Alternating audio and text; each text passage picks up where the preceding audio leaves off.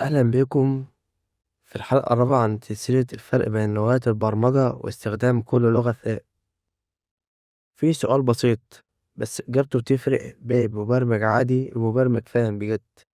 ليه برنامج مكتوب بلغة زي سي بلس بلس ممكن يشتغل أسرع بمرات من نفس البرنامج مكتوب ببايثون؟ هل الموضوع إن اللغة أذكى من التانية ولا في سر مستخبي ورا الكواليس؟ السر مش في اللغة نفسها، السر في المترجم. وفي نوعين من المترجم الانتربريتر والكومبايلر، والاختلاف بينهم هو اللي بيحدد سرعة برنامجك. في عالم اسمه عالم الأكواد، أي برنامج جديد لازم يمر على واحدة من الاتنين، كومبايلر أو انتربريتر. في يوم من الأيام وصل برنامج جديد مليان أوامر وتعليمات ووقف محتار يروح لمين. برنامج قرر يروح لكومبايلر. كومبايلر قال له أنا مش بشتغل غير لما أشوف البرنامج كامل. الكومبايلر بياخد البرنامج بالكامل ويترجمه مرة واحدة للغة 0 و1. كومبايلر بدأ يراجع الكود سطر سطر، وهو مش بينفذ، هو بيترجم بس. كل شغل في خطأ هنا وهنا كمان، وده طبيعي لأن الكومبايلر بيجمع الأخطاء كلها مرة واحدة. بعد وقت قال تمام خلصت، وحول البرنامج لحاجة اسمها executable، يعني برنامج جاهز للتشغيل مباشر من غير ترجمة تاني.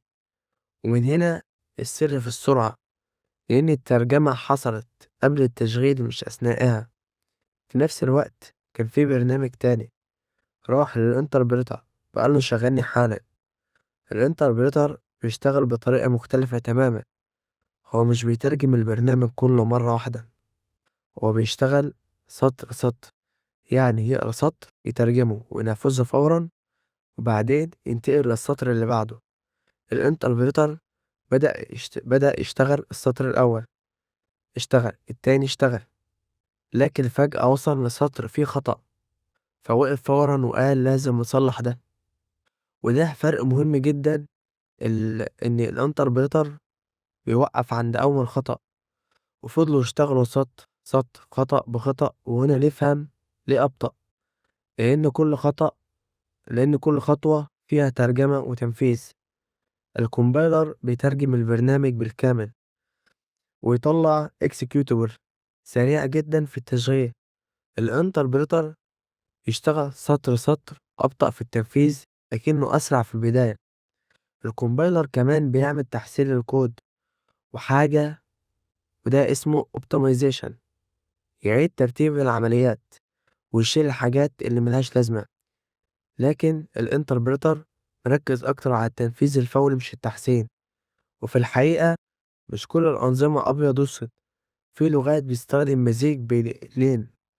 في النهاية مفيش واحدة أحسن من التانية، كل واحدة ليها استخدام.